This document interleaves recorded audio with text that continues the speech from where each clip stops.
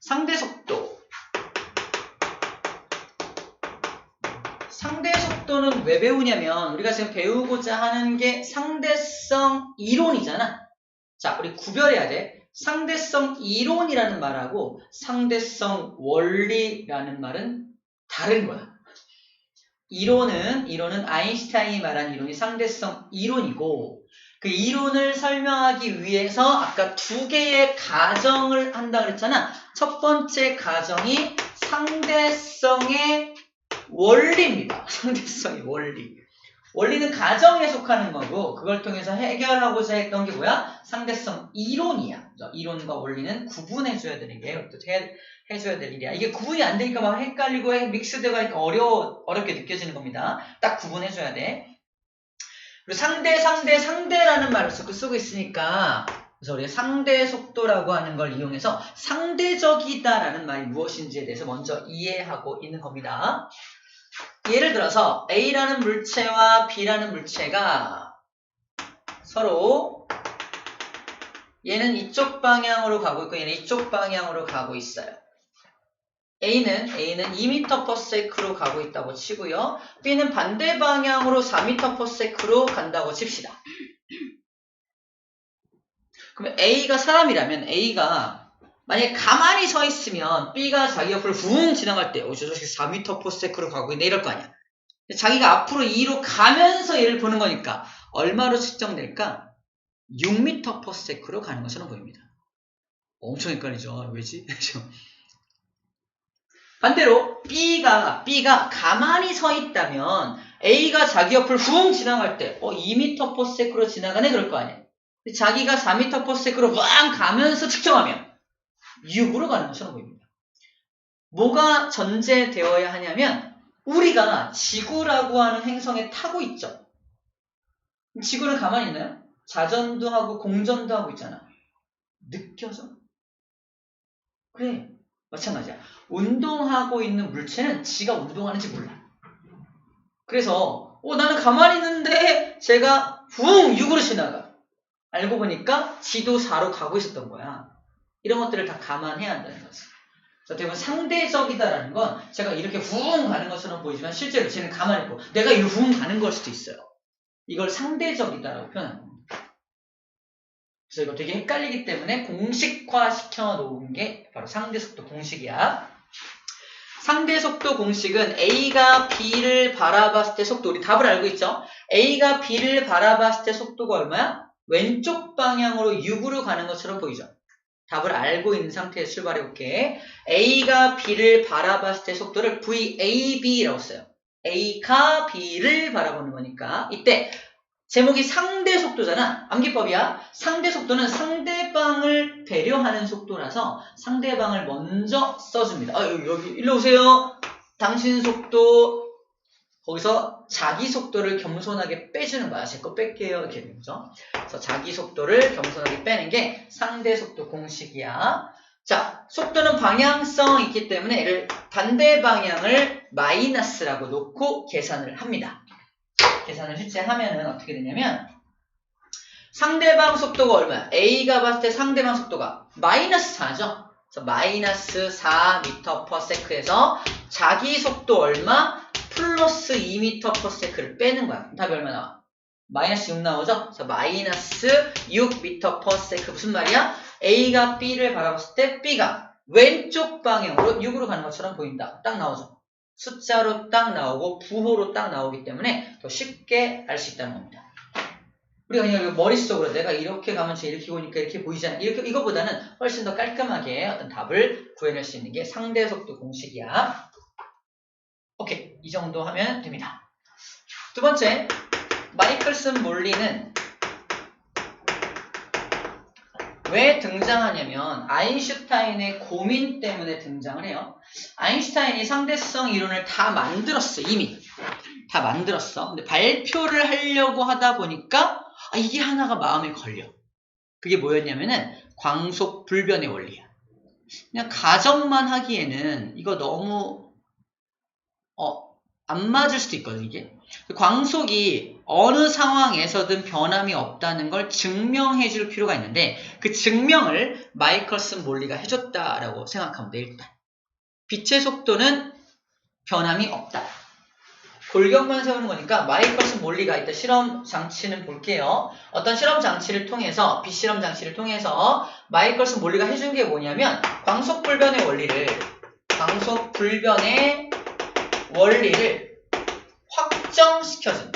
확정시켜준 사람들이 마이클슨 몰리라고 생각하면 돼요. 확정. 두 번째 가정이 광속 불변의 원리잖아요. 광속은 변하지 않아. 광속 불변의 원리가 두 번째 가정인데, 저 두 번째 가정을 하는 데 있어서 결정적으로 도움을 준 사람이 마이클슨과 몰리라는 사람이에요. 몰리라는 사람입니다.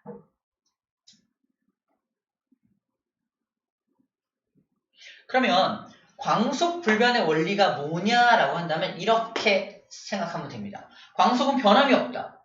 광속 변함이 없나 보다. 근데 이렇게 구분해요. 첫 번째, 광원의 속도, 관찰자의 속도 모두 관계없이 항상 일정하다는 거야. 항상 일정하다. 얼마로? C로 일정하다. C를 커런트, 그래서 광속이라고 표현해요. 변함이 없다는 걸 표시하는 기호입니다. C가 광속을 뜻하는 기호야. 광속을 뜻하는 기호입니다. 계산 문제로는 광속을 이렇게 표현해요. 진공 상태에서 30만 km/s다. 진공 상태에서 30만 km/s다. 1초에 30만 km를 간다는 뜻이야. 지구 7바퀴 반 정도 돌 수 있는 속도입니다. 1초 만에. 이거를 킬로미터니까 미터로 고쳐서 나중에 에너지로 환산하는 문제가 나와요. 그래서 이거 미터로 고치면은 공 3개를 더 고쳐야겠죠? 저희가 30만 km를 이용해서 푸는 문제도 나오게 될 거예요. 그래서 이게 무슨 소리냐면, 광원의 속도는 뭐냐면, 빛을 그냥 제가 서 있는 애가 빛을 뿅 쏴. 나는 얼마로 관찰돼, 빛이? C. 제가 엄청 빠른 속도로 막 뛰어. 막 뛰면서 빵 쏴. 이게 광원의 속도야. 빛을 들고 뛰는 사람이 광원이잖아. 이 광원의 속도에도 상관없다는 거야. 얘가 200km/h로 막 달리면서 빛을 빵 쏘더라도 내가 봤을 때 얼마로 보인다? 빛의 속도는 그냥 C. 이게 광원의 속도에 관계없이라는 뜻이야. 관찰자의 속도에 관계없이란 뜻은 뭐다? 빛을 쏴. 정지 상태인 내가 봐도 C죠. 내가 이쪽으로 200으로 막 달리면서 빛을 봐. 어떻게 보여? 그래도 C. 관찰자의 속도도 관계없이란 뜻입니다. 모두 관계없이 다 C로 관찰된다는 게 바로 광속 불변의 원리예요. 자, 이런 게 있구나라고 일단 알고 넘어갈게요. 좀 이따가 이제 실험 장치를 이해할 거고, 실험 장치 자체가 시험 문제로 출제가 될 겁니다. 자, 세 번째 내용은 바로 두 가정인데 두 가지 가정을 해야지만 특수상대성 이론이 맞다라는 증명을 할 수 있어. 누구나 납득할 수 있게 증명을 할 수 있어. 엄청 납득이 안 되는 일이 발생합니다. 뭔 소리냐면, 뉴턴이 그동안 말했던 것을 완전 뒤집어 엎어요. 뉴턴이 2000년, 3000년 동안 뉴턴의 시대였는데, 그때 동안 뉴턴이 말한 게 뭐냐면, 누구에게나 시간은 절대적이다. 내가 1살 먹을 때 너도 1살 먹잖아. 그지? 내가 1살 먹을 때마다 여러분들이 2살씩 먹는다면 언젠간 나보다 더 나이가 많아지겠지. 이런 일은 발생하지 않아. 뉴턴 시대 때는 발생하지 않아. 하지만 아인슈타인 시대 때는 가능합니다. 어떻게 하면 돼? 내가 우주선을 타고 우주여행을 하고 돌아오면 돼요. 그러면 나의 시간은 천천히 가지롱. 그래서 내가 1년 동안 여행하고 오면은 여러분들은 10년 가 있다. 나 1살 먹을 때 여러분들 10년 먹으면 비슷해지겠지? 비슷해지나요? 완전 비슷하거든? 쌤 20, 이거 아무튼 근데 어떻게 시간이, 자, 정리하면 돼요. 뉴턴 시대 때는 시간은 누구에게나 절대적이다라고 말하고 있는 건데, 아인슈타인은 뭐라고 말하는 거야? 아니야. 시간은 상대적이야. 누구에게는 빨리 갈 수도 있고, 누구에게는 느리게 갈 수도 있어. 라고 말하는 사람이야. 이게 이해가 될까? 사람들이? 무슨 소리야? 무슨 풀 뜯어먹는 소리 이럴 거 아니야. 그치? 내가 증명해볼게. 아인슈타인이. 증명해볼게. 실제로 증명을 성공합니다. 사람들이 일단 인정. 그죠? 인정. 하지만 인정은 하는데 일상생활에서 그런 걸 관찰하기는 되게 힘들어. 어떤 상황에서만 관찰이 가능해? 아주 특수한 상황에서만 관찰이 가능해. 어떤 상황? 0.6c, 0.8c. 뭔 소리야? 빛의 속도의 0.6배, 빛의 속도의 0.8배 정도로 빠르게 움직이는 물체에게 저런 일이 발생한다는 겁니다. 왜 일상생활에서 관찰할 수 있어? 없지. 하지만 우주선, 천체의 운동, 이런 곳에서는 적용이 되는 겁니다. 그래서 뉴턴은 뭘 설명 못했냐면은 천체 운동을 잘 설명을 못했어. 수성의 세차 운동 안 풀리는데 막 이래요. 근데 아인슈타인이 이런 방정식을 적용을 하니까 수성의 운동이 완벽하게 설명이 됩니다. 이런 것들을 할 때 이 아인슈타인의 상대성 이론이 적용이 되는 거예요. 근데 아직도 이론으로 남아있는 이유는 뭐다? 완벽하게 모든 상황에 적용이 돼야 법칙이 돼요. 법칙의 전제 조건이 뭐냐면 예외가 없어야 돼. 예외가 없는 게 법칙이야. 우리 반은 모두 졸지 않아. 법칙이야, 이론이야? 이론이야. 예외가 너무 많아. 뭐 이런 거야. 예를 들어서 이런 겁니다. 죽는 사람이 있어서 얘기하는 거야. 그래서 상대성 이론도 평상시에 적용 안 되기 너무 많아. 근데 특수한 상황에서는 적용이 되니까 이론으로 남아있는 겁니다. 근데 우리가 알고 있는 법칙들 여러 가지가 있죠. 질량 보존의 법칙. 예외가 없어. 그죠? 일정 성분비의 법칙. 예외 없습니다. 기체 반응의 법칙. 이런 거. 성수 2m의 법칙. 던진 거 아니지? 던진 거 같다, 지금. 키가 2m라는 법칙, 이런 것들. 예외가 말이 안 떨어져. 말이 안 맞겠죠. 거짓말해서 그래. 코 길어졌나? 아무튼 그런데, 이런 것들을 이제, 정확하게 증명해서, 어쨌든 과학자들을 앉혀놓고, 그래, 맞긴 맞네! 라고 박수치게 하려면, 완벽하게 맞아떨어지는 이론적 배경을 제시해야 되잖아. 그 이론적 배경을 제시하고 설득하려고 하다 보니까 두 가지 가정이 필요해요. 이런 가정을 일단 받아들여 주신다면 제가 설명해 드리겠습니다. 그 가정 두 가지가 상대성의 원리와 광속불변의 원리예요. 광속불변 원리는 방금 설명했어요. 이런 거, 광속은 변함이 없다는 원리 첫 번째고, 두 번째 상대성 원리는 뭐냐면 이겁니다. 우리가 일상생활에서 F는 MA 쓰고 있죠. 힘을 구할 때 질량 곱하기 가속도로 구하고 있잖아. 이게 우주에도 적용됩니다. 아무리 빨리 움직이는 물체도 힘을 구할 때 MA로 구하면 돼. 그렇다라고 가정해 주세요. 무슨 말이야? 특수한 상황에서도 우리가 지금 쓰고 있는 모든 공식을 똑같이 쓸 수 있다라고 가정합시다. 이게 상대성 원리예요. 자, 매치가 잘 안 되죠. 그지? 상대성 원리, 상대 속도 이런 건 생각나는데 공식을 똑같게 쓰자는 게 이름이 상대성 원리야. 이상하죠? 그래서 따로 기억해야 되는 분이야. 상대성 원리는 뭐다? 물리적 공식을 특수한 상황이든 현실 상황이든 똑같이 다 적용할 수 있다라고 하자. 이게 상대성 원리입니다. 그 아인슈타인은 뭘 염두에 두고 이런 가정을 했을까? F는 MA일까? 피타고라스 원리야. 피타고라스의 원리를 저기다 적용해서 증명합니다. 좀 이따 보게 될 겁니다. 피타고라스 원리를 어떻게 활용하는지 그걸 이용해서 사람들이 맞긴 맞네 이럴 수밖에 없게 한 게 왜 그런지 이제 보게 될 거예요. 자, 이게 두 가지 가정 여러분 쓸 수 있어야 되고요. 자, 그럼 특수상대성 이론에 의한 현상은 뭐냐? 현상은 동시성의 상대성은 좀 이따 그림 통해서 보도록 하고요. 특이한 현상 두 가지가 뭐냐면 바로 시간 팽창이에요. 아까 말한 거야. 시간은 누구에게나 절대적이지 않다. 뭐하다? 상대적이다. 너는 시간이 팽창돼. 나는 시간이 팽창이 안 돼. 그럼 시간이 팽창된다라는 건 무슨 말일까? 팽창된다. 이거야. 잘 봐. 이거 머릿속에 넣어둬야 될 그림입니다. 어떤 그림이냐면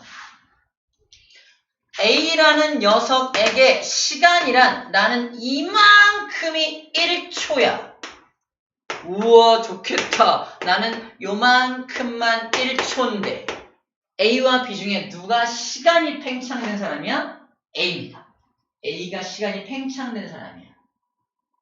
A는 그래서 엄청나게 빠르게 움직이는 물체가 시간이 팽창돼요. 내 시간이 팽창되지롱 이러는 거야. 그때 자연계에서, 잘 들어, 자연계에서 실제로 시간이 흘러요. 자연계에서 실제로 시간이 흘러가서, 자, 자연에서 시간이 이렇게 흘러갔어. 자연계에서. A는 뭐라 그래? 1초 흘렀네. 그치? B는 뭐라 그래? 2초 흘렀네? 이럴 거 아니야. 시간이 다르게 갔네요. 시간이 팽창된 사람은 1초라고 측정이 되고요. 시간이 팽창되지 않은 사람은 2초라고 측정돼. 되게 중요해. 우리 착각하는 게 뭐냐면 시간이 팽창되니까 1초와 2초 중에 누가 시간이 팽창된 거야? 얘 아니야 2초? 팽창. 이러면 안 된다고. 반대잖아. 시간이 팽창되면 시간이 짧게 측정되는 겁니다. 그래서 이해돼요? 우리 상식을 좀 벗어나야 돼. 1초와 2초 중에 누가 팽창된 시간이니? 2초겠지. 이러면 안 된다고. 그죠? 이해돼요? 무슨 말인지? 시간이 팽창됐다는 개념은 요 그림. 나는 팽창된 시간의 개념을 갖고 있기 때문에 자연계에서 일정한 시간이 흘렀을 때 1초로밖에 측정이 안 돼. 이게 팽창된 시간이야. 저 시간이 짧게 가는 사람이 시간이 팽창된 사람입니다. 그럼 누구가 시간이 지연된 사람이야? 천천히 가는 사람이 시간이 지연된 거잖아. 얘가 시간이 지연된 거지. 그치? 시간이 지연돼서 천천히 가는 사람. 그래서 시간 팽창은 equal. 어디 갔어? equal. 시간 팽창은 시간 지연과 같은 말이야. 그죠? 시간 팽창은 시간 지연과 동일한 용어입니다. 시간이 팽창됐다는 건 시간이 지연됐다는 말과 같은 말이라는 거야. 1초와 2초 중에 누가 시간이 지연됐니? 1초가 지연된 시간인가? 천천히 가는 시간? 엄청 헷갈려. 2초나 걸렸으니까 늦게 온 거니까 지연된, 이러면 안 돼요. 그치? 그래서 잘 개념을 정립해야 돼. 시간이 지연된다는 건 천천히 가는 거다. 얘가 2초 갈 때 나는 1초밖에 안 가는 거다. 나의 1초는 이만큼이니까 시간이 팽창된 사람이다. 이렇게 연결해서 기억해 줘야 됩니다. 시간 팽창에 대한 정확한 의미, 이렇게 개념을 잡아줘야 돼. 시간 팽창입니다. 이런 그림은 어디에도 그려져 있지 않아. 우리 책에 어디 그려져 있지 않아. 시간이 팽창된 게 그냥 시간 지연이야 라고만 툭 써놨단 말이야. 이해하기 어려워요. 어렵습니다. 그래서 이거를 기억해줘야 돼. 자, 시간이 그러면 누구에게나 동일하지 않고 많이 갈 수도 있고 적게 갈 수도 있다는 뜻이잖아. 그러면 당연하게 뭐도 바뀌냐면은 이동 거리에 대한 개념도 바뀝니다. 거리를 구하는 공식이 뭐야? 시간 곱하기 속력이거든. 시간이 왔다리 갔다리 하면 이동거리도 왔다리 갔다리 하겠네. 서울부터 부산까지 거리가 500인데 500km인데 누군가에게는 300으로밖에 측정이 안 될 수도 있다는 뜻이잖아. 그치? 주로 누가? 시간이 봐봐 짧게 측정되는 녀석에게 길이도 거리도 짧게 측정되겠네요. 맞죠? 시간이 짧게 측정되는 게 누구야? 이 자식이지. 즉 시간이 팽창된 녀석은 길이도 수축되게끔 되겠네요. 그죠? 길이도 짧아지겠네요. 이게 길이 수축이야. 길이 수축이 일어나는 건 누구다? 얘한테 일어나는 거야. 시간 팽창이 일어난 녀석에게 길이 수축도 함께 일어난다는 거지. 이해됩니까? 두 개가 같이 가는 거야. 이게 특수상대성 이론에 의한 두 가지 현상입니다. 야 진짜야? 증거 있어? 증거 좀 대봐. 그러니까 피타고라스 정리로 증명하는 건 시간 팽창이라는 게 실제로 가능하다라는 걸 증명한 거야. 시간 팽창이 실제로 가능하다라는 걸 증명한 겁니다. 실질적으로 그러면 이렇게 이론적으로 가능할 수 있겠네라는 건 알고 있잖아. 박수를 치긴 쳤어. 떨떠름하지만 실제로 자연에서 이거에 대한 증거를 관찰할 수 있는 게 있냐? 있다는 거야. 딱 한 가지를 제시하고 있습니다. 그게 바로 키워드야. 뮤온입니다. 뮤온이 뭐야? 뮤온을 언제 배우냐면 1학년 때 우리 빅뱅 할 때 뮤온 배워요.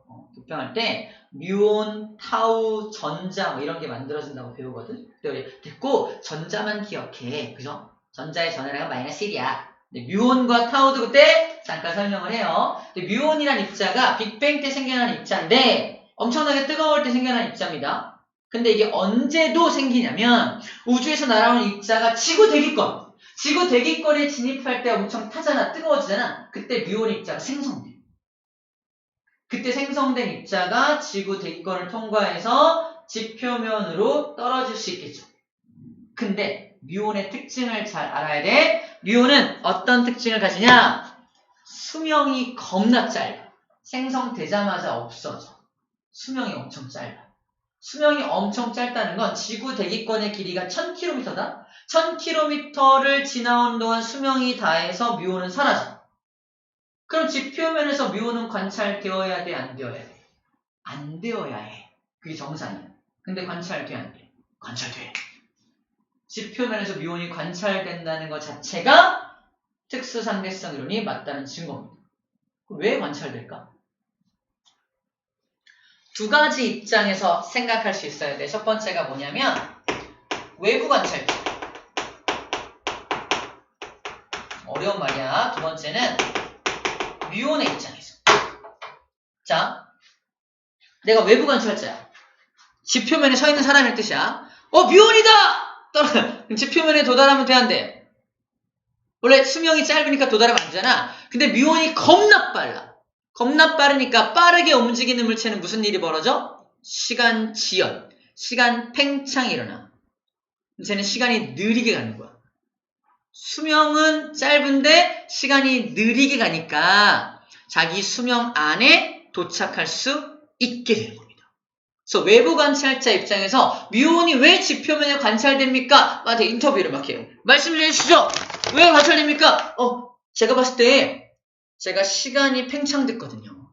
시간이 팽창돼서 관찰되는 거예요. 라고 인터뷰를 하는 겁니다. 이래요. 이게 외부 관찰자 입장이야.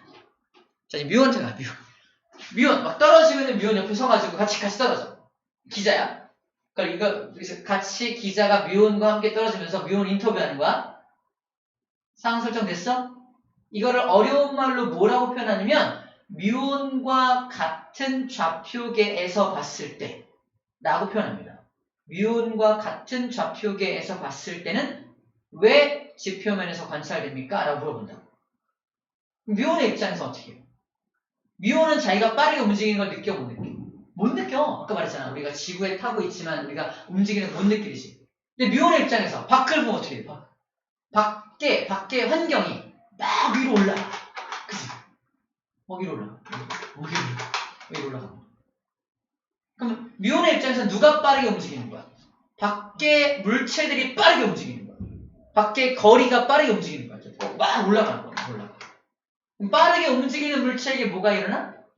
길이 수축이 일어나.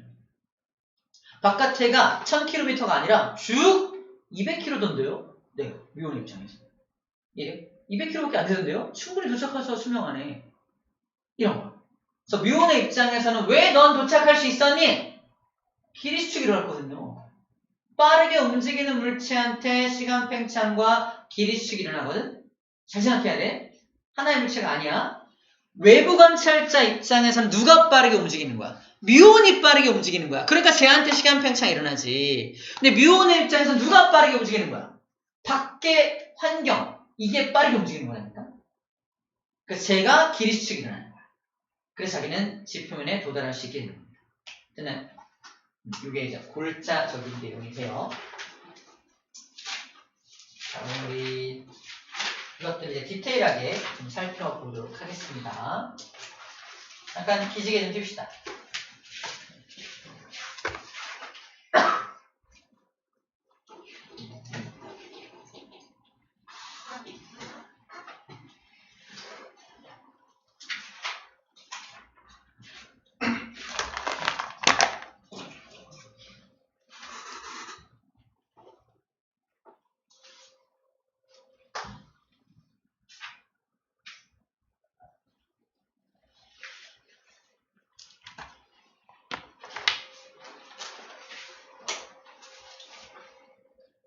자, 우리 책에서는 상대 속도를 구하는 식 아까 쌤이 설명했었는데 A가 바라본 B의 상대 속도를 VAB라고 표현하고 상대방의 속도에서 내 속도를 겸손하게 빼고 있는 거 요거 잘 체크해서 상대 속도를 구할 수 있어야 됩니다. 방향성도 고려해줘야겠죠?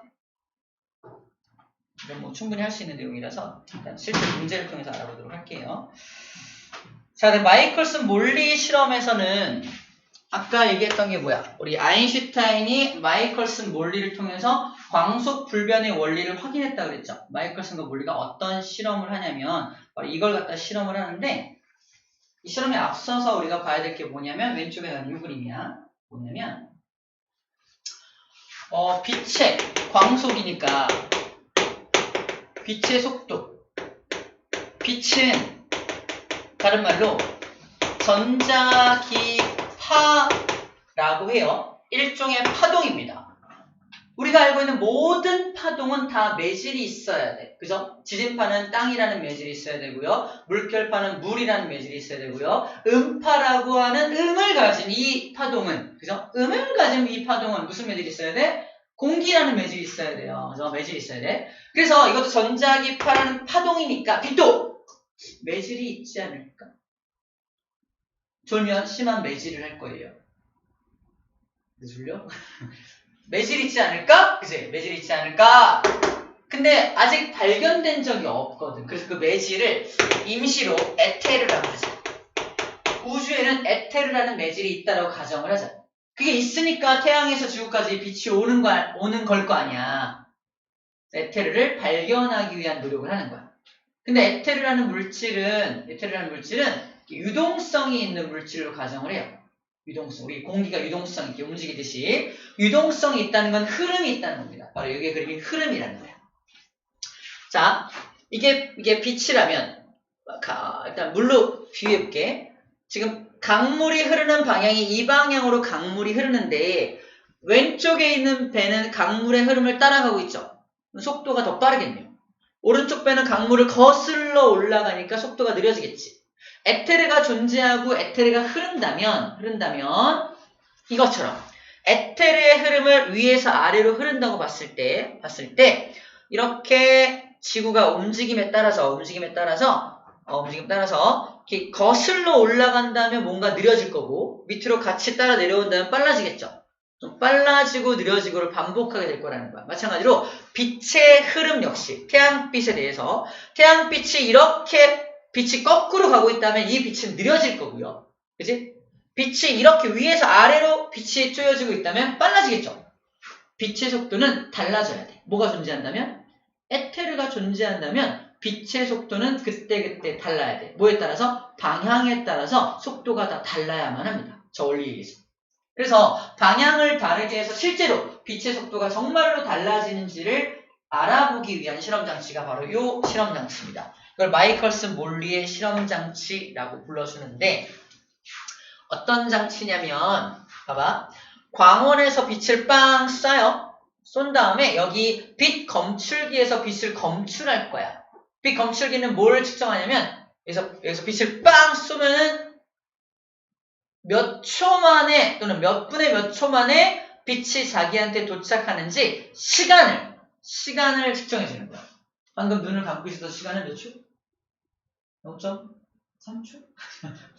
시간을 측정해 줍니다. 그럼 빛의 속도, 시간, 거리 이런 거 계산해서 광속의 속도를 구할 수 있는데 자, 한번 해볼게. 빛을 빵 쐈을 때 여기 거울이 어떤 거울이냐면 반거울이라고 해서 반거울. 반만 거울이야. 반만 거울이고 반은 유리입니다. 유리는 빛을 통과시키죠. 통과된 빛이 1-야. 반사가 되기도 하겠죠. 반사된 빛은 1번입니다. 즉 빛이 둘로 나눠져. 통과된 빛과 반사된 빛. 그러면 1번은 여기 거울을 만나서 튕겨가지고 2번을 통해서 3번을 거쳐서 빛 검출기에 도달하게 될 거고요. 1-로 갔던 요 녀석은 거울과 만나서 2-를 거쳐서 또 튕겨서 3-를 거쳐서 빛 검출기에 도착하겠죠. 둘의 이동 경로가 달라. 그때 빛 검출기에 경로가 다르니까 에테르가 존재한다면 아마 두 빛은 검출기에 도달하는 시간이 다를 거야. 실제 실험 결과는 다르지 않았어. 같았어. 이거 봐라. 에테르 흐름 방향을 잘못 읽은 거 아니야? 돌려봐! 90도 돌려서 또 실험. 결과는 같아. 90도 돌려서 또 실험. 결과는 같아. 어느 방향으로 하더라도 이 실험 결과는 모두 동시에 빛이 도착해. 뭘 의미한다? 에테르는 존재하지 않는구나라는 걸 알아낸 실험입니다. 마이컬슨과 몰리는 엄청 실망했어. 실망이야. 하지만 이 마이컬슨과 몰리는 왜 실망했어? 에테르 발견하려고 시작했던 실험인데 에테르 발견 못했으니까. 근데 아인슈타인은 씩 웃어요. 아싸. 그럴 줄 알았어. 에테르 없을 줄 알았어. 그리고 바로 발표합니다. 뭘? 특수상대성 이론을 바로 발표해요. 마이컬슨 몰리 땡큐. 나 발표할게 이제. 이게 바로 그래서 아인슈타인에 대한 이론을 설명할 때 이 사람들이 등장을 하는 거야. 이 실험은 그래서 별거 아닌 것 같은 실험이지만 이런 타이틀이 붙어 있어. 가장 위대한 실패 실험. 가장 위대한 실패 실험으로 기록되어 있습니다. 위대한 실패 실험. 이게 없었다면 아인슈타인이 상대성 이론 발표를 못했어. 상대성 이론 발표를 못했으면 무슨 일이 벌어지는지 알아? 인공위성 우주선 따위 발사할 수가 없습니다. 우주에서 시간이 다르게 되거든. 그걸 계산을 못해. 계산을 못하면 할 수 있는 게 없죠. 우주 시대를 연 사건이 바로 아인슈타인이다 라고 생각하면 돼요.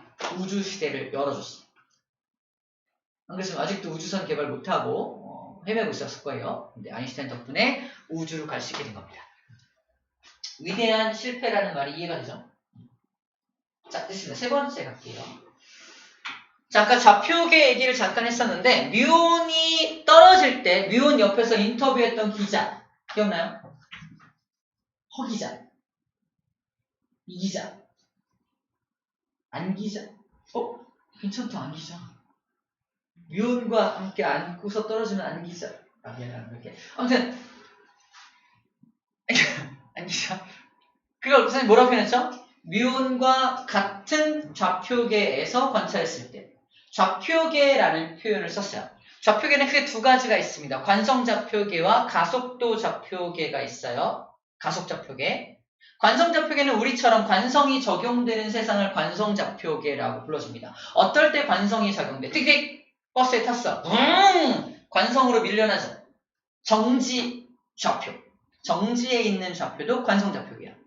또는 일정한 속도로 가고 있는 버스가 끽 쓰면 앞으로 넘어지죠. 이것도 뭐야? 관성이죠. 일정한 속도로 움직이고 있는 좌표계도 관성 좌표계입니다. 여기서는 관성이라는 현상이 일어나. 정지관성, 운동관성이라는 관성이라는 현상이 일어나는 좌표계를 관성 좌표계라고 보는데 그 반대되는 좌표계인 가속도 좌표계는 뭐냐? 얘는 관성 좌표계만 소개하고 있지만 가속도 좌표계도 어딘가에서 본 것 같은데 오른쪽에 있네요.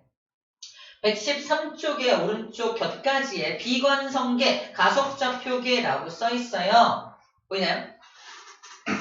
여기 오늘 다음 장에 비관성계 가속 좌표계 이건 뭐냐면 이런 겁니다. 다음 상황에서 과연 관성이 작용할까를 생각하면 돼. 버스가 붕 출발해. 계속 빨라져. 어떻게 될까?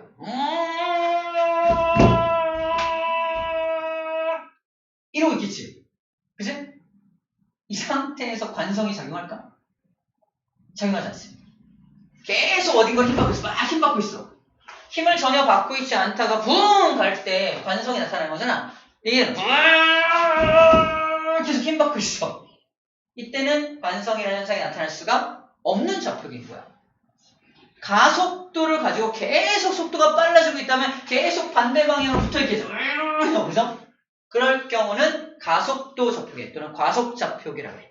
일정한 방향으로 계속 힘을 받고 있는 상황이기 때문에 관성 따위가 일어날 수 없는 좌표계를 뜻합니다. 1입니다. 그런 좌표계를 이제 관성좌표계에 반대되는 좌표계다라고 불러주는 거예요. 자, 이런 게 있구나라는 정도를 일단 알면 되겠고요. 이거는 일반 상대성 이론에서 설명을 합니다. 우리 시험 범위는 아니야. 근데 이 특수 상대성 이론으로 설명이 어려운 것들이 있어. 그 한계점을 극복하기 위해서 한 20년 정도 더 연구한 다음에 발표한 게 일반 상대성 이론이에요. 지금 특수가 먼저야, 일반이 먼저야? 특수가 먼저겠죠. 네, 특수가 먼저입니다. 특수 먼저 발표하고 나중에 일반 상대성 이론 발표해요. 그때 이제 관성좌표계가 아닌 비관성좌표계를 들먹여서 설명을 하는 게 나와요. 자, 일단 관성좌표계는 이제 정지하고 있는 좌표계 또는 움직이고 있는 좌표계, 등속으로 움직이는 좌표계를 말을 합니다. 자, 이때 어떤 일들이 생기냐면 이런 거야. 아까 잠깐 언급했는데 S는 정지하고 있는 관찰자야. 보이나요? 굉장히 애쓰고 있잖아. 그죠? 가만히 있으려고 애쓰고 있죠? 사과할게요. 미안해. 이런 반응일 줄 몰랐어. S 다시는 또 애쓰고 있죠? 다시 S. 안 할게. 아무튼 S 다시는 또 애쓰고, 아니, S 다시죠? 관찰자 이름을 S와 S 다시 설정을 해요. S라는 관찰자는 정지해 있고요. S 다시라는 관찰자는 V라는 속도로 움직이고 있습니다. 그런데 S 다시라는 관찰자는 자기가 움직이는 걸 느껴 못 느껴? 못 느낀다니까? 지금 보고 있어. 밖에 보니까 어떤 여자가 휙 지나가. 귀신인가? 뭐죠? 지가 가는 거잖아. 지가 가면서 서 있는 여자를 본 건데 얘는 뭐라 그래? 나는 가만히 있는데 밖에 가만히 서 있는 여자가 앞으로 붕 지나가는 거잖아. 그지? 깜짝 놀라겠죠. 그지? 상대적이라는 거야. 누가 움직인다라고 말할 수 있다? 실제 움직이는 건 얘지. 하지만 관찰한 결과는 다르다는 거야. S는 누가 움직인다고 말해? 제가 움직이죠. S 다시가. 이렇게 말할 거 아니야. 여자니까. S 다시가 움직이죠. 이럴 거 아니야. 근데 S 다시 입장에서는 S가 움직이네요. 이럴 거 아니야. 그치? 이렇게 말한다고. 서로 다르게 말한다는 겁니다. 이해되죠? 근데 이게 관성좌표계에서만 가능하다라는 말을 하고 있는 겁니다. 관성좌표계에서는 이렇게 하는 거야. 그래서 정지 상태, 등속도 상태를 구별할 수가 없다라는 말이 일반이에요. 누가 정지해 있는지, 누가 움직이는지 둘의 인터뷰만 가지고는 알 수 없다는 거야. S한테 물어봐. 누가 움직이냐? 저 자식이요. 그지? S 다시한테 인터뷰. 누가 움직이냐? 저 여자요. 누가 움직이는 거야? 우리는 알 수 없어요. 그죠? 이것만 가지고는 알 수 없다라는 말 하는 겁니다. 그 얘기야. S가 움직이네. S 다시가 움직이네. 이러고 있는 거죠. 그죠? 서로 말하고 있는 겁니다. 이걸 상대적이다라는 얘기를 하기 위해서 잠깐 얘기했던 거고요. 자, 특수상대성 이론의 두 가지 가정, 아까 얘기했던 부분이죠. 특수상대성 이론의 상대성 원리가 첫 번째 가정. 두 번째 가정이 여기 없네요. 밑에 광속불변의 원리가 있습니다. 근데 상대성 원리가 뭐냐? 아까 얘기했죠. 모든 관성계에서 물리법칙은 동일하게 성립한다. 뭔 소리야?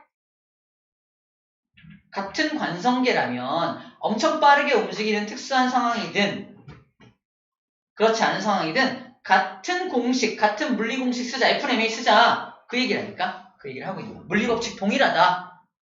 그래서 이거 미리 깔아놓은 이유가 뭐라고 아까 무슨 원리? 피타고라스의 정리를 이용하려고 밑밥 까는 거라죠? 밑밥이라는 표현이 좀 그런가? 밑밥을 깔고 있는 게 이 상대성의 원리입니다. 그래서 이런 예를 들고 있는데 이런 예를 들고 있어요. 자, 둘 다 관성좌표계입니다. 왜? 정지 상태이고 얘는 움직이고 있는 상태죠.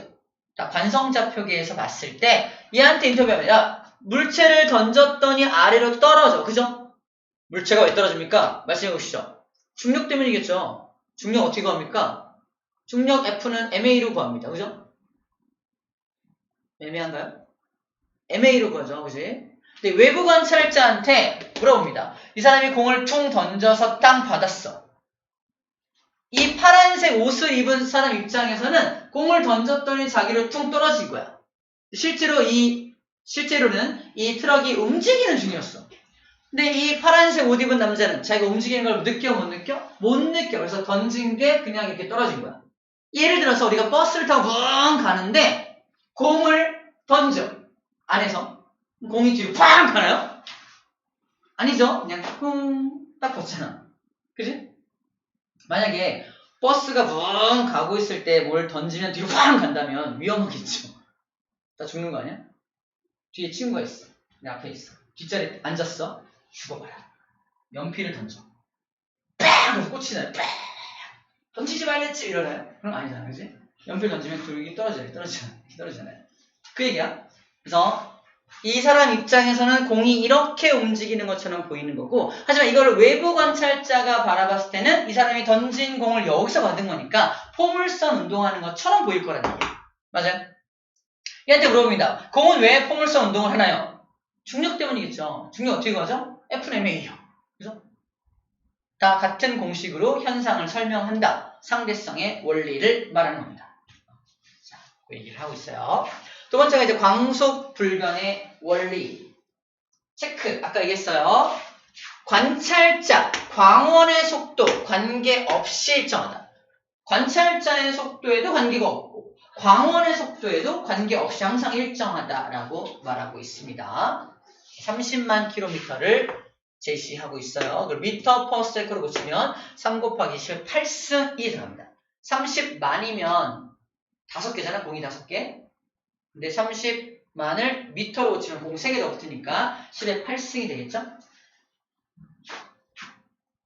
나중에 E는 mc제곱이라는 공식에 넣어서 에너지 값을 구할 건데 C에다가 3 곱하기 10의 8승을 집어넣을 거야.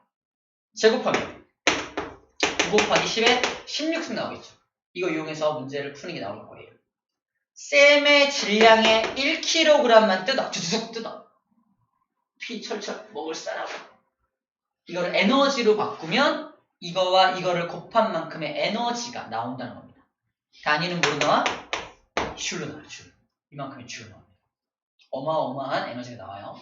쌤의 질량? 쌤의 질량을 다 에너지로 바꾸면 아마 지구의 4분의 1 정도를 폭발시켜버릴 수 있는 어마어마한 에너지가 나올 수 있습니다. 모두 에너지로 전환시킬 수 있다. 쌤의 질량이 꽤 나고.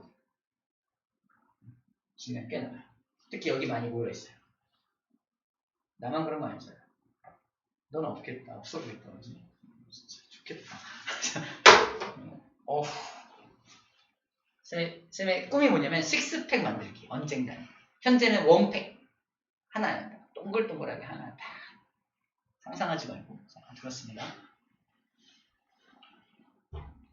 자, 이게 관찰자의 속도 또는 광원의 속도라는 뜻인데, 뭐 이거는 그냥 할 필요가 없을 것 같아요. 그냥 넘어갑시다. 아까 얘기했던 부분이니까. 그래서 자, 이제 현상. 자, 현상은 뭐냐면 잘 봐. 지금 쭉 넘어와서 여기 보는 중이야. 4번 보는 중입니다. 특수상대성 이론의 첫 번째 현상. 아까 그림으로 보자 했던 현상이 바로 요건데 요것도 시험 문제에 무조건 나옵니다. 어떻게 나오냐면 이렇게 나와요. 이름은 동시성의 상대성이야. 분명히 동시에 일어난 사건인데 누가 관찰하냐에 따라서 상대적으로 다르게 보인다라는 게 동시성의 상대성입니다. 사건은 하나의 사건이야. 어떤 사건이 벌어지냐면 빛을 빵 쏘는 사건이 벌어져요. 자, 확대해 볼게요. 우주선 한가운데에 지금 관찰자가 타고 있어요. 이 관찰자의 이름은 다시에 쓰고 있는 S-입니다. 외부 관찰자를 이제 S로 설정하고 있네요. 그죠? S 설정하고 있습니다. 그때 우주선의 한가운데서 양쪽으로 빛을 빵 쏠 거야. 근데 어쨌든 빛의 속도는 변함이 없잖아. 양쪽으로. 이 우주선이 움직이고 있던 움직이고 있지 않던 상관없이 빛의 속도는 항상 일정하죠. 그래서 양쪽으로 같은 속도로 빵 출발할 겁니다. 근데 무슨 일이 벌어지냐면 얘한테 야 시간 측정해봐. 무슨 시간?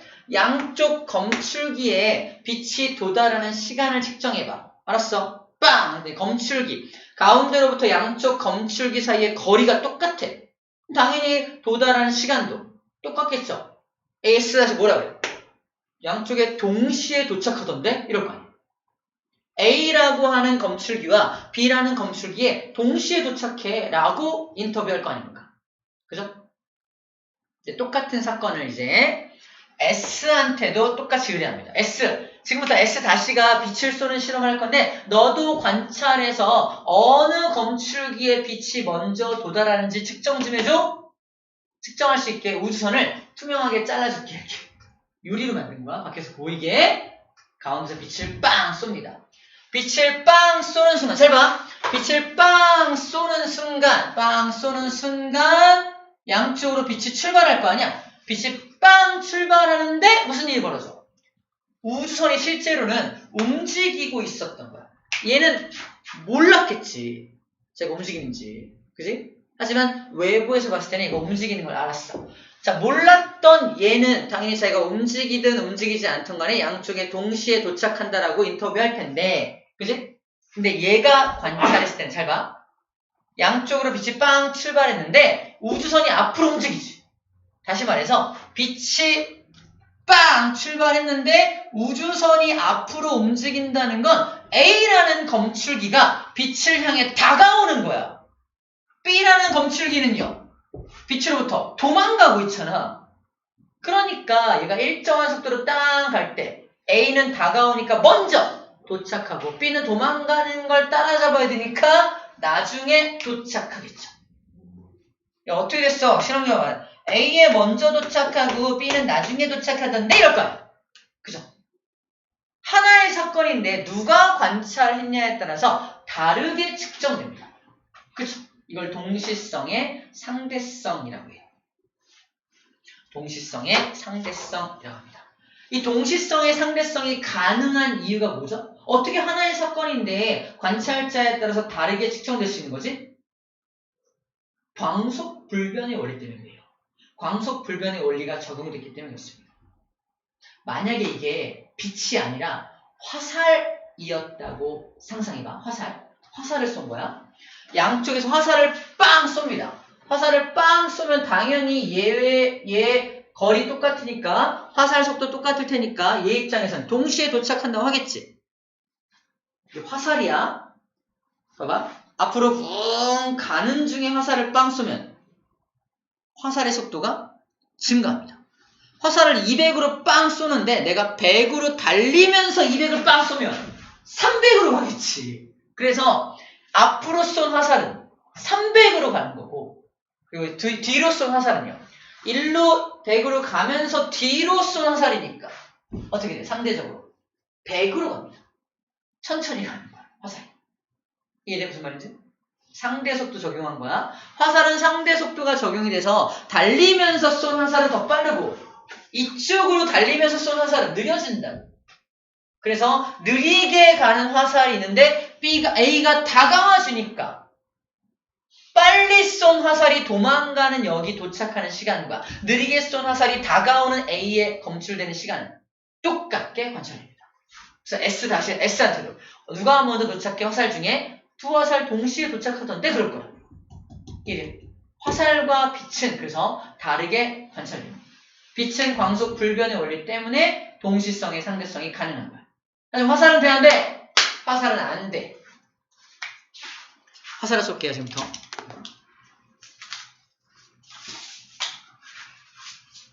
왜 이렇게 졸려? 야! 두 번만 던져. 던져. 한 번. 두 번. 자, 잘했어요. 뭘 관찰했어? 오, 달라고. 야시장 가서 뽑기 했어요. 뽑았어요. 이거 어떻게 뽑았는지 알았으니? 야시장에 왜 고리 던지기를 하는데 이렇게 생긴 게 있거든. 이게 이거 아닙니까? 인형이 달려있는데 인형이 용수철에 달려요. 용수. 그 인형 위로 이렇게 고리를 넣어야 되는 거야. 용수철에 달려있으니까 좀만 닿아도 튕겨내. 그래서 넣기가 되게 힘들어요. 쌤이 고리를 던졌다? 어이없게 완전 딴 데로 갔어. 퓨, 일로 갔어, 일로. 탕! 튕기고 이렇게 들어갔어. 아싸! 그 일하는 사람이 깜짝 놀랐어. 이렇게 넣는 사람 처음 본다. 쌤 어이없게 던졌다. 우와! 팅구! 들어갔어. 아싸! 하나 들어가셨네요. 뭐 드릴까? 읽어주세요. 졸린 사람한테 쓰려고 달라겠어. 오늘 잘 쓰네요. 지금 정신 깼나요? 두 번 던졌어요. 소심하다. 오, 한 개는 모르겠어요. 어디까지 가시는지. 꽤 길죠. 하고 싶지. 안 줄 거야.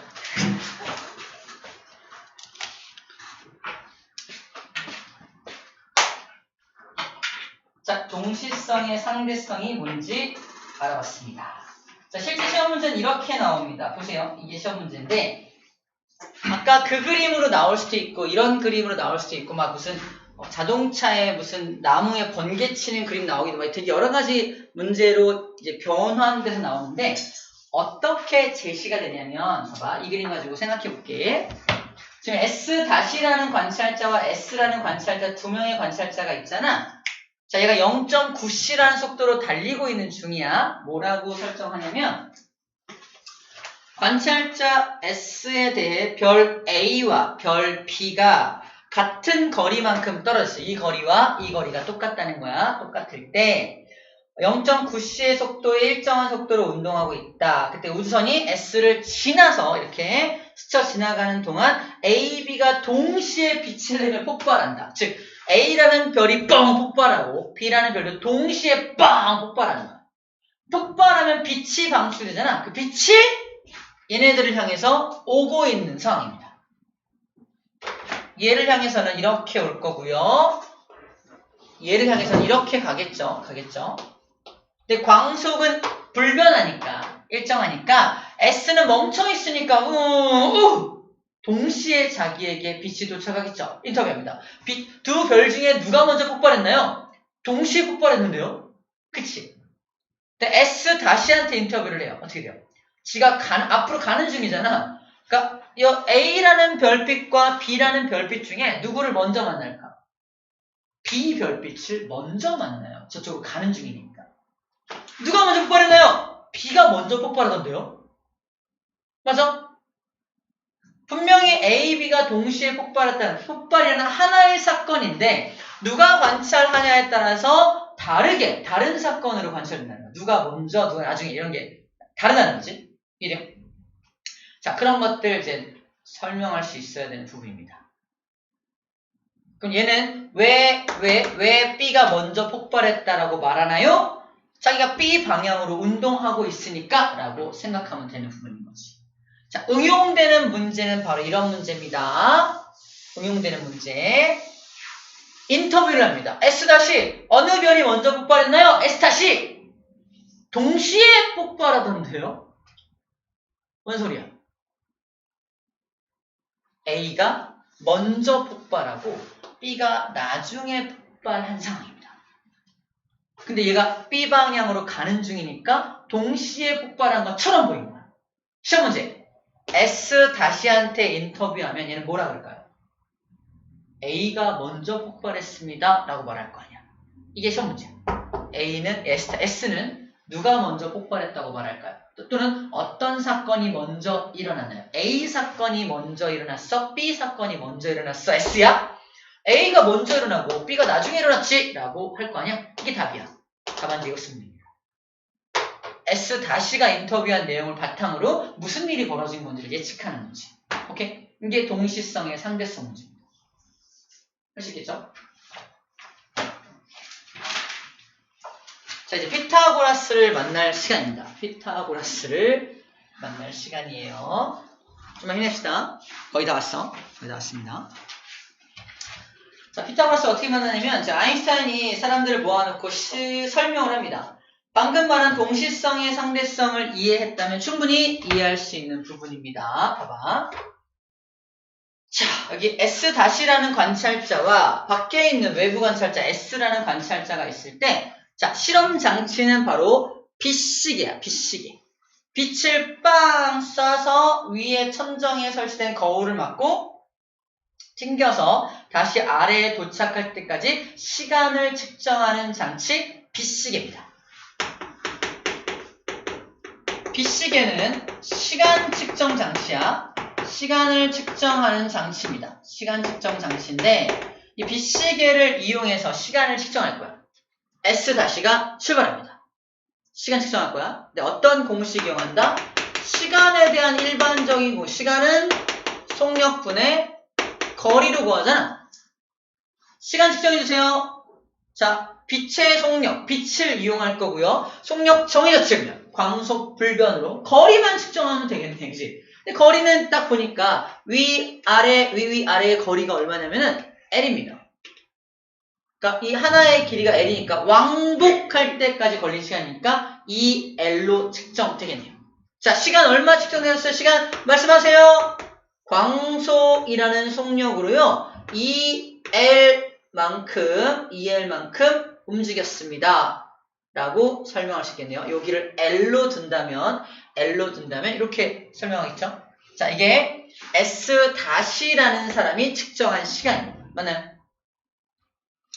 자, 근데 외부 관찰자가 볼 거야. 잘 봐. 외부 관찰자한테 자, 지금부터 시간을 측정할 건데 저 사람이 시계를 갖고 있는데요. 이거를 왔다 갔다 하는 동안 장신도 시간을 좀 측정해 주세요.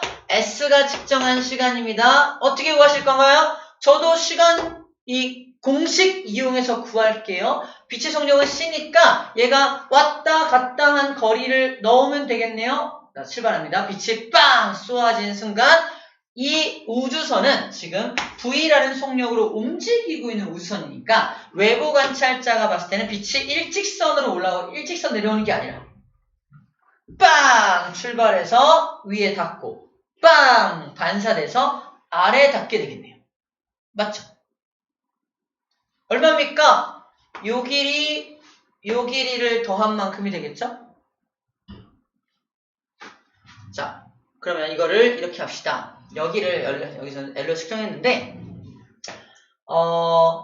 여기 길이가 쌤을 L로 측정을 했죠. L로 설정을 했죠. 근데 중요한 건, 지금 빛이 이 경로하고 요 경로를 따라서 내려왔잖아. 우리는 뭐만 증명하면 돼? 이 L-라고 하는, 이걸 L-로 정하면은, 요 길이보다 길다는 것만 증명하면 돼. 다시 말해서, S가 측정한 시간은 동일한 속력의 빛으로 더 긴 거리를 이동하니까 시간도 더 길게 측정될 거라는 거야. 빛이 띵띵 시간은 C분의 2L이요 했던 얘랑 측정해주세요. 띵띵 이렇게 더 긴 경로를 갔으니까 시간도 더 오래 걸리겠지 이 뜻이야. 광속이 불변하기 때문에 빛은 출발해서 요 경로를 따라서 운동할 거라는 겁니다. 그래서 피타고라스 정리가 여기서 적용되는 거예요. 이게 직각삼각형이잖아. 그래서 요거의 제곱과 요거를 제곱한 게 이거의 제곱과 일치하는 걸 보여줘요. 그러므로 요 빗면의 길이가 이 L-라는 길이와 요 우주선의 위아래 길이보다 훨씬 길다는 걸 증명합니다. 그러므로 요게 기니까 시간도 다르게 측정될 수밖에 없지요. 일단 맞네. 그죠? 이거라. 일단 인정. 그래서 시간이 누가 측정하냐에 따라서 시간이 서로 상대적으로 다르게 측정될 수 있다는 걸 증명한 사건입니다. 실제 어떤 방정식을 막 세워서 풀었는지는 지금은 얘기하지 않고 있어요. 그냥 피타고라스를 이용해서 요 길이의 제곱, 요 길이의 제곱이 이 길이의 제곱과 같으니까 이게 훨씬 더 길다는 것만 인정하면 됩니다. 정리할게요. 정리하면 S-가 측정한 시간과 그러면 S가 측정한 시간은 같다, 다르다? 다르다. 그래서 일종의 동시성의 상대성이야. 다르다. 이때 S-가 측정한 시간에다가 고유라는 말을 붙입니다. 고유가 C분의 2L 다시야. 여기는 다시니까. 근데 얘가 측정한 시간은 그냥 T라고 말합니다. 그냥 T. 그냥 T는 얼마다? C분의 2L이야. 라고 쓰는 거지. 이제 다시 원래 돌아온 거야. 원래 책에 나온 대로 L 더하기 L이니까 2L로 돌아온 겁니다. 근데 이 L이란 요 값이 요 2L-보다 훨씬 기니까 얘가 측정한 시간이 훨씬 더 길다라는 거지. 자, 이때 고유라는 말을 어디다가 붙일 건지만 추가로 기억하면 됩니다. 고유라는 말을 어디다 붙일 것이냐. 갖고 있을래? 자, 전방을 3번 던지세요. 야, 지금 줄 때가 아니야, 지금.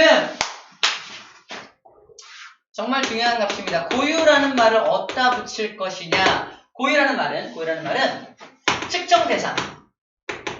측정 대상과 함께 움직이는 관찰자가 측정한 물리량에다가 고유자를 붙입니다. 자, 지금 우리가 측정하고자 하는 게 뭐야? 시간이야, 거리야? 시간이죠. 시간을 측정하고 싶은 거야. 측정 대상은 뭐냐? 바로 빛시계예요. 빛시계가 측정 대상이야. 내가 저걸 통해 측정할 거니까. 그럼 빛시계와 함께 움직이는 관찰자가 누구냐고 물어보는 거야. 누구죠? S-잖아. 자, S-가 측정한 물리량에다가 고유자를 붙여준 겁니다. 그래서 고유 시간이라는 말과 그냥 시간이라는 말이 나오는 거야. 자, 이때 또 한 가지. 둘 중에 누가 짧게 측정되고 누가 길게 측정돼? 그냥 시간이 길게 측정되고 고유 시간이 짧게 측정된다는 것도 꼭 기억해야 되는 사건입니다. 그래서 나중에 짧은 것과 긴 것의 관계식이 나오죠. 그게 아까 말한 로렌츠 상추, 그죠? 기억나죠? 로렌츠 상수 후 그만큼 이런 어떤 관계성을 가진다 정리해 줄 거예요. 중요한 건 얘가 짧은 값이야, 얘가 큰 값이야를 기억하라는 거야. 누가 짧은 값이고 누가 큰 값인지를 꼭 기억하라는 겁니다. 아, 그래서 과학자들이 박수를 쳐줬구나 라는 거예요. 자, 길이 수축도 함께 볼게요. 길이 수축은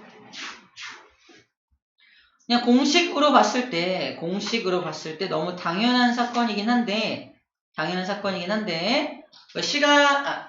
거리는 시간 곱하기 속력이니까 시간이 다르면 당연히 거리도 다르겠지라고 공식을 보고서 이해는 되지만 실제로 그러한지에 대해서는 한번 더 살펴보자는 얘기입니다. 보세요.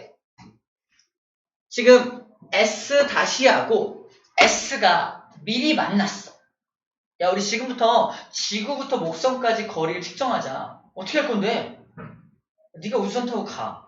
어떻게 할 건데?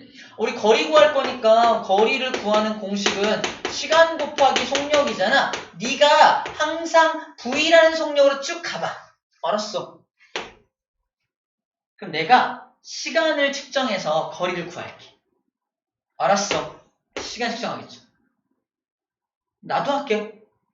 지도 시간 측정을 해요. 나도 시간 측정할게. 근데 둘이 측정할 시간이 어때요? 같아요, 달라요? 다르죠. 거리가 다르게 측정돼요. 나중에 다시 만나서 뭔 소리야? 싸우겠죠. 뭐. 머리 잡고 막 싸우겠죠. 둘 다 맞는 말이죠. 근데 자, 무슨 말이냐면 얘도 거리를 측정할 때 내가 V라는 속력으로 달려서 시간 T만큼 자기가 측정한 시간은 고유 시간이겠죠. 고유 시간에다가 V를 곱해서 거리를 구합니다. 나도 구할 거야. 내가 구한 거리는 그냥 시간에다가 V를 곱할 거 아니야. 그치? 이렇게 거리를 구할 거야. 둘 다 N이면 구분이 안 되죠. 어디다 고유자를 붙여야 할까? 이게 중요한 포인트야. 고유를 붙이는 규칙은요. 측정 대상과 함께 움직이는 관찰자. 누굴까요? S-일까? S일까? 땡! 틀렸어요. S입니다. 너무 애쓰지 말고. 자, 봐. 잘 봐. 생각해봐. 측정 대상이 누구야? 지구와 목성이야.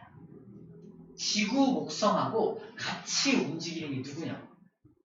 누가 같이 움직여요? 무슨 소리야? 누가 같이 움직여요? 봐봐. S 입장에서 지구, 목성을 바라보고 있어. S 다시 아까 제가 우주선 타고 이렇게 움직이잖아. 지 혼자 움직이네. 이럴 거 아니야. 측정 대상은 가만히 있는데 지 혼자 막 움직이는 거야. 아니야, 나 가고 있어. 이러고 있을 거야. 측정 대상과 함께 움직이나요, 제가? 지 혼자 움직이잖아. 맞아요? 그래서 답은 S-가 아닌 거야. 측정 대상과 함께 움직이지 않은 거야. 근데 S- 입장에 들어가야 돼. S-야. 창밖을 내다보고 있어. 앞에 목성이 있어요. 뒤에 지구가 있어. 가만히 있나요? 오, 움직이죠. 지가 가는 건 모르고, 그지? 근데 밖에 달에 S가 서 있네. 달에 서 있는 S도 어때요? 손을 드니까 막 가요. 맞죠? 같이 막 움직이잖아. 헉! 측정 대상과 함께 움직이는 관찰자 누구야? 그래서 S예요. 누구 입장에서? S 다시 입장에서. 이해돼요? 그래서 측정 대상과 함께 움직이는 관찰자는 얘입니다. 얘. 그래서 여기다가 고유자를 붙여야 돼, 이번엔. 이해돼요? 내가 측정한 시간이 긴 시간이잖아. 그러므로 고유 길이가 더 긴 길이에요. 얘가 큰 값이고 오히려 요 길이가 짧은 길입니다. 이게 수축된 길이야. 이게 수축된 길입니다. 아까 팽창된 시간에는 고유 시간이라고 이름 붙였죠. 근데 수축된 길이는 그냥 n이야. 그래서 헷갈려. 둘 다 고유자 붙이면 안 돼? 안 돼. 안 돼요. 고유가 붙었다고 해서 무조건 상대성 이론이 적용된 물리량이 아니다라는 게 중요한 포인트입니다. 시간 같은 경우는 고유가 붙은 게 팽창이 일어난 시간이지만 거리 같은 경우는 고유가 안 붙은 게 수축된 길입니다. 왜 그런지에 대해서 잘 판단해야 돼요. 그 말했죠. 지금 외워버리려. 왜 그런지. 일단 이게 머릿속에 딱 들어있어요. 고유가 이렇게 붙는 거지 누구한테 고유를 붙여야 되지? 얘가 고유네 이러고 딱. 쌤이 지금 쌤하고 같이 생각했던 방식 그대로 다시 한번 복귀하면서 빠르게 이거를 빠르게 인식할 수 있어야 됩니다. 나중에 시험 문제 풀 때는 딱 얘가 고유 시간이네, 얘가 고유 길이네 이렇게 딱 판단 딱딱딱딱 해야지 문제를 빠르게 풀 수 있어요. 여기까지가 세 가지 내용을 다 한 거야. 하나, 둘, 세 가지 현상에 대해서 다 이해를 한 겁니다. 자, 그리고 길이축에 대해서 좀 우리가 더 심도 있게 봐야 되는 건 이겁니다. 나무가 요딴 식으로 생긴 나무가 있어. 선생님이 엄청나게 빠른 속도로 다리가 안 보일 정도로 슝슝 0.9c의 속도로 오른쪽 방향으로 달리고 있습니다. 내가 달리는 걸 나는 알아요, 몰라요? 난 몰라. 근데 외부 밖의 환경이 뒤로 확 움직일 거 아니야? 빠르게 움직이는 물체에게 뭐가 일어난다? 길이축이 일어나겠죠. 나무도 수축되겠네. 어떻게 보일까요? 시험 문제입니다.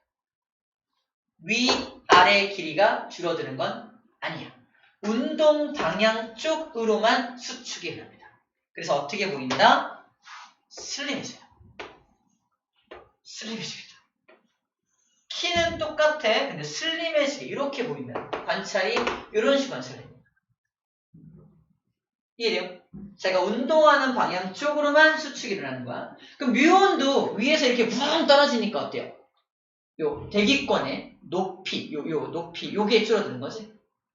그죠? 그래서 줄어드니까 되게 짧은 거리만큼 오게 되는 겁니다. 자, 운동 방향으로만 길이 수축이 일어난다. 밑에 써 있어요. 117쪽 가운데 밑에 쪽에 길이 수축은 물체의 속력이 빠를수록 크게 일어나는데 운동 방향으로만 일어난다 라는 말이 바로 그 말입니다. 운동 방향으로만 일어난다는 말이 바로 이 말이에요. 마지막 특수상대성 이론의 증거는 아까 뮤온을 가지고 얘기했었죠. 뮤온이 바로 그 증거다라고 말했습니다. 뮤온의 입장에서는 외부 길이수축이 일어나서 자기가 지표면에 도달할 수 있었던 거고, 지표면에 서 있는 관찰자 입장에서는 뮤온 저 자식이 빠르게 움직이니까 시간 팽창이 일어나서 자기 수명 안에 도착했다라고 다르게 해석하는 겁니다. 두 가지 다 우리가 알 수 있어야 돼요. 그 내용이 그대로 117쪽 밑에 정리가 되어 있습니다. 그래서 뮤온이 지표면에서 관측된다는 사실 자체가 특수상대성론이 맞다는 증거라는 거예요. 아시겠죠? 자, 문제 안 푼 사람은 이제 114쪽과 118쪽의 문제를 풀 겁니다. 이 문제 풀린 사람은 쌤이 한 번 더 복사해 줄 거예요. 잠깐만요. 자, 문제 풀기 시작합시다.